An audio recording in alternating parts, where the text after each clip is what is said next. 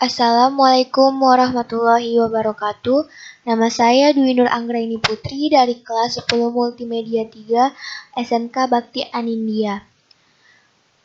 Di sini saya akan menjelaskan materi optik, fisis, dan geometris.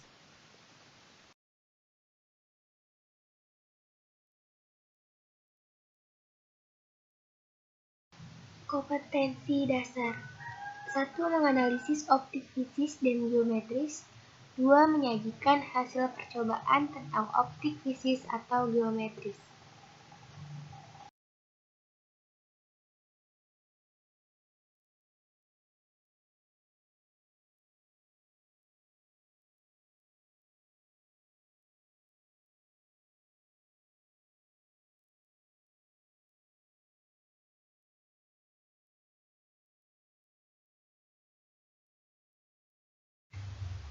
Di sini kita melihat ada berbagai macam bagian konsep optik.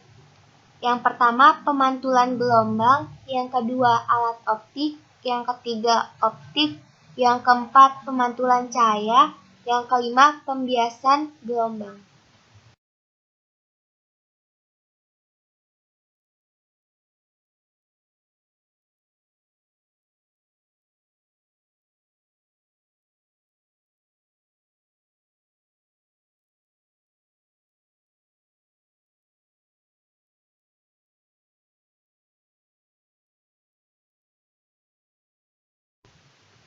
Yang pertama, pemantulan cahaya. Hukum pemantulan cahaya atau hukum Snellius. Dan terdapat gambar yang menjelaskan proses terjadinya pemantulan cahaya. Kita lihat sebagai berikut. Sinar datang ditunjukkan dengan garis berwarna merah. Yang kedua, garis normal ditunjukkan dengan titik-titik bergaris. Yang ketiga, sinar pantul ditunjukkan dengan garis panah berwarna biru. Dan yang terakhir, cermin ditunjukkan dengan garis horizontal yang berwarna abu-abu. 1. Sinar datang, garis normal, dan sinar pantul terletak pada satu bidang datar. Yang kedua, sudut datang cahaya atau I sama dengan sudut pantul cahaya atau R, atau buka kurung AON sama dengan NOB tutup kurung.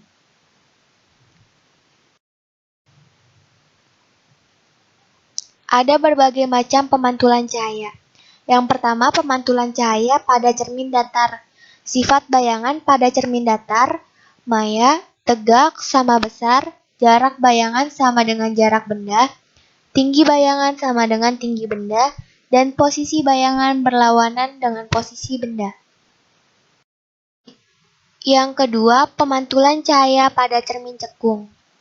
Di sini saya akan menjelaskan apa itu SU, P, F, O, R, dan F kecil.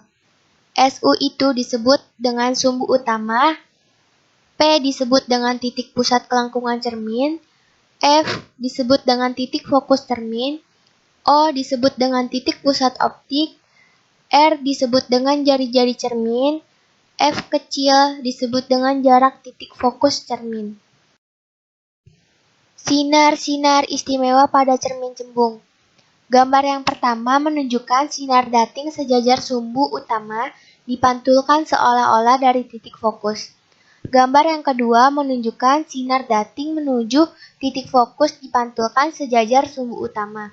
Yang ketiga, sinar datang menuju titik pusat cermin dipantulkan kembali seolah-olah dari titik pusat cermin. Lukisan bayangan pada cermin cembung. Di sini terdapat gambar yang menjelaskan bayangan pada cermin cembung.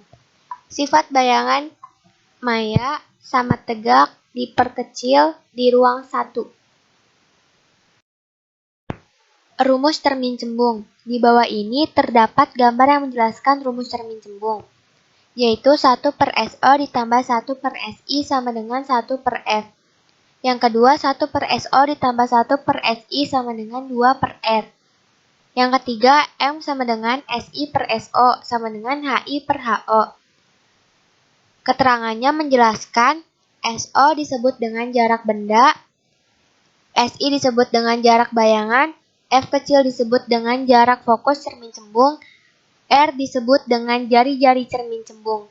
Pada cermin cembung, F kecil dan R bernilai negatif.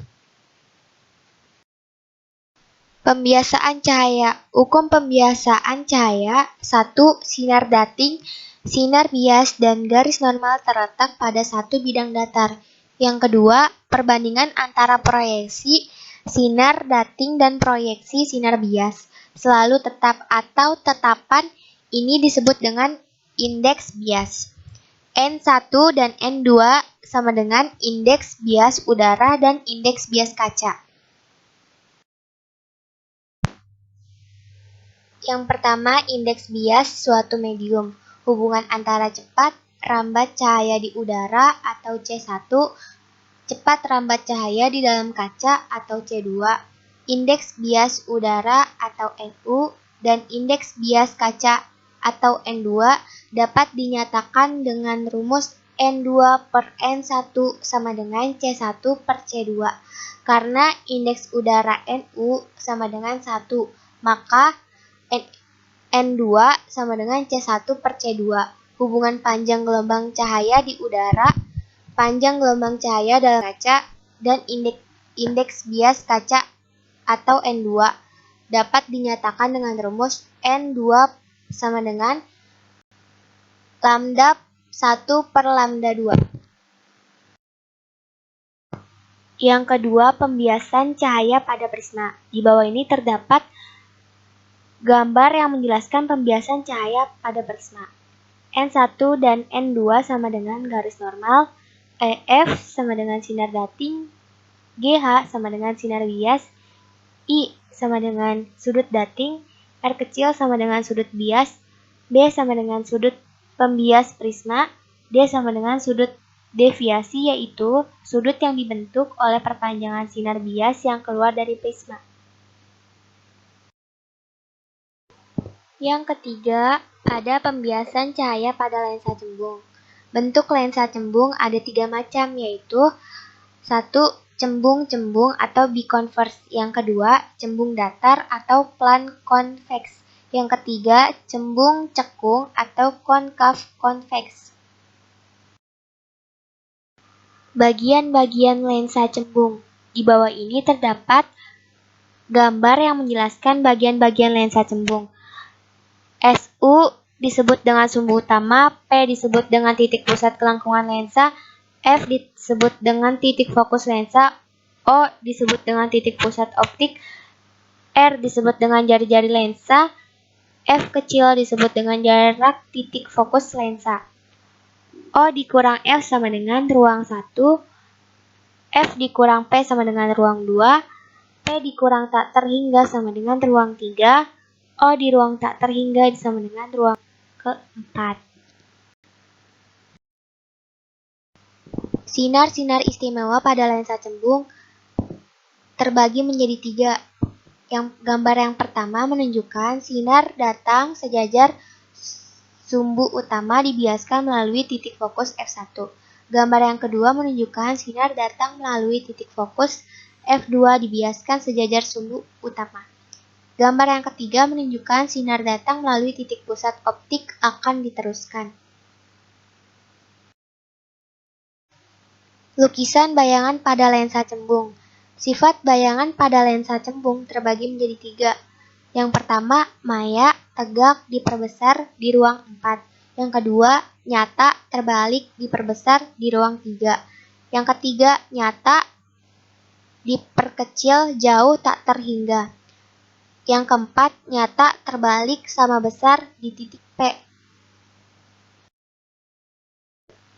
Rumus lensa cembung yaitu yang pertama 1 per SO ditambah 1 per SI sama dengan 1 per F. Yang kedua 1 per SO ditambah 1 per SI sama dengan 2 per R. Yang ketiga M sama dengan SI per SO sama dengan HI per HO. Kekuatan lensa terdapat rumus sebagai berikut. Rumusnya P sama dengan 1 per F. P sama dengan kekuatan lensa atau dioptri. SO sama dengan jarak benda, SI sama dengan jarak bayangan, F kecil sama dengan jarak fokus lensa cekung, R disebut sebagai jari-jari lensa cekung. Pada lensa cekung, F kecil dan R bernilai positif. Yang keempat, ada pembiasan cahaya pada lensa cekung. Bentuk lensa cekung ada 3 macam seperti gambar yang ada di atas. Yang A, cekung-cekung atau bikonkav. Yang B, cekung datar atau plan konkav. Yang C, cekung cembung atau konveks konkav. Bagian-bagian lensa cekung. Di bawah ini terdapat gambar yang menjelaskan bagian-bagian lensa cekung. SU sama dengan sumbu utama ada di nomor 3 pada gambar. P sama dengan titik pusat kelengkungan lensa. P1 ataupun P2 di dalam gambar tersebut. F sama dengan titik fokus lensa. F1 ataupun F2 yang ada pada gambar tersebut. O sama dengan titik pusat optik, yang R sama dengan jari-jari lensa. F kecil sama dengan jarak titik fokus lensa. O dikurang F sama dengan ruang 1, F dikurang P sama dengan ruang 2, P dikurang tak terhingga sama dengan ruang 3, O dikurang tak terhingga sama dengan ruang 4. Sinar-sinar istimewa pada lensa cekung. Gambar yang pertama menunjukkan sinar datang sejajar sumbu utama dibiaskan seolah-olah dari titik fokus F1. Yang kedua, gambar menunjukkan sinar datang menuju titik fokus F2 dibiaskan sejajar sumbu utama. Gambar yang ketiga menunjukkan sinar datang melalui titik pusat optik akan diteruskan. Lukisan bayangan pada lensa cekung.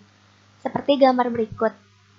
Sifat bayangan pada lensa cekung terbagi menjadi 4. Ada maya, tegak, diperkecil di ruang 1. Rumus lensa cekung yaitu 1 per SO ditambah 1 per SI sama dengan 1 per F. Yang kedua, 1 per SO ditambah 1 per SI sama dengan 2 per R. Yang ketiga, M sama dengan SI per SO sama dengan HI per HO. Keterangannya menjelaskan SO jarak bayangan, SI jarak bayangan, S jarak fokus lensa cekung, R jari-jari lensa cekung. Pada lensa cekung, F kecil dan R bernilai negatif. D. Bagian tubuh yaitu mata. Seperti gambar di bawah berikut. Menjelaskan bagian-bagian mata.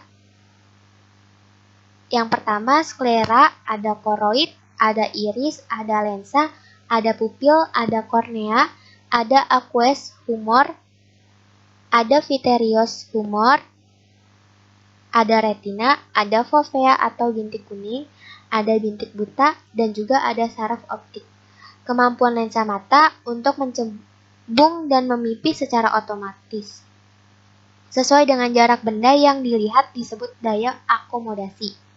Titik dekat mata normal yaitu 25 cm, sedangkan titik jauhnya tak terhingga. Diagram mata normal. Seperti gambar yang di bawah menjelaskan diagram mata normal. Gambar yang berada di samping kiri, mata melihat dekat, lensa mata menebal. Gambar yang berada di sebelah kanan menjelaskan mata melihat jauh atau lensa mata memipih. Lukisan bayangan pada manusia, sifat bayangannya terbagi menjadi 4. Nyata, terbalik, diperkecil, di ruang 2. Yang E, cacat mata. Seperti gambar di bawah ini yang menjelaskan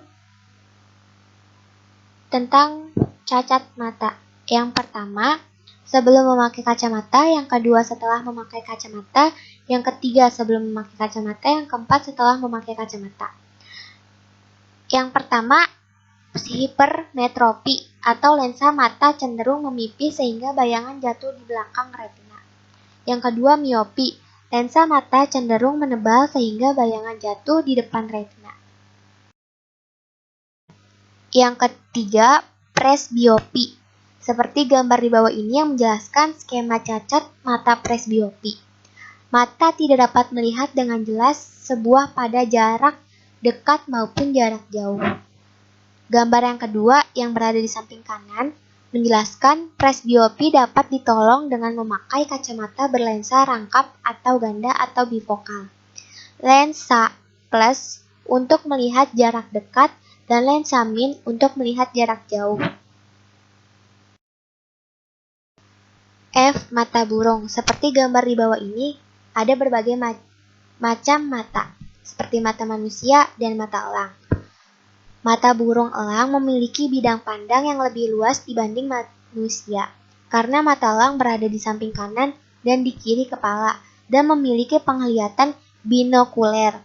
Kelebihan mata binokuler dapat memandang objek atau benda dari jarak jauh dengan jelas. Lukisan bayangan pada mata burung, seperti gambar di bawah ini, menjelaskan tentang bayangan lensa mata pada burung. Lukisan bayangan pada mata burung. Sifat bayangan terbagi menjadi 4, yaitu nyata, terbalik, diperkecil, di ruang 2. Yang terakhir ada alat optik yang menggunakan 2 lensa atau lebih. 1. Mikroskop. Mikroskop digunakan untuk mengalami benda-benda yang sangat kecil. Sifat bayangannya terbagi menjadi 3, maya, terbalik, dan diperbesar. Sekian yang saya jelaskan tentang optik, fisis, dan geometris. Terima kasih, mohon maaf apabila ada kekurangan ataupun kesalahan kata.